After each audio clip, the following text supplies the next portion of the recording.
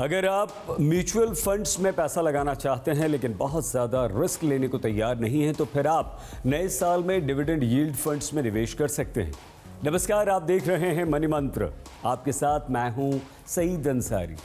अब आप ये सोच रहे होंगे कि डिविडेंड यील्ड फंड्स होते क्या हैं।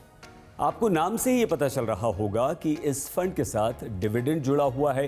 दरअसल डिविडेंड यील्ड फंड्स के तहत उन कंपनियों में निवेश किया जाता है जो काफ़ी ज़्यादा डिविडेंड देती हैं। सेबी की तरफ से तय गाइडलाइंस के अनुसार इन फंड्स को अपने असेट्स का कम से कम 65% डिविडेंड यील्ड देने वाले शेयरों में निवेश करना होता है। हम आपको बता दें कि डिविडेंड ज़्यादा बड़ी कंपनियां देती हैं या फिर सरकारी कंपनियां, और डिविडेंड यील्ड फंड्स का निवेश इन्हीं कंपनियों में होता है।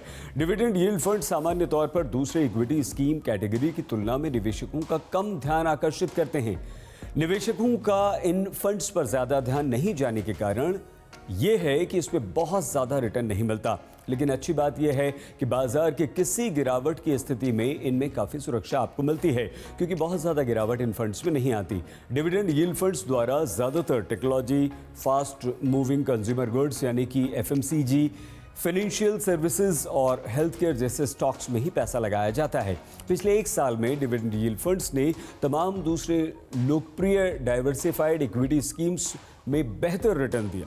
पिछले एक साल में ICICI prudential dividend yield equity, HDFC dividend yields fund, UTI dividend yield fund और आदित्य बिरला सन लाइफ डिविडेंड यील्ड फंड ने मैक्सिमम 50% तक रिटर्न दिया। हालांकि आप कहीं भी निवेश करने से पहले फाइनेंशियल एडवाइजर की मदद जरूर ले लीजिए।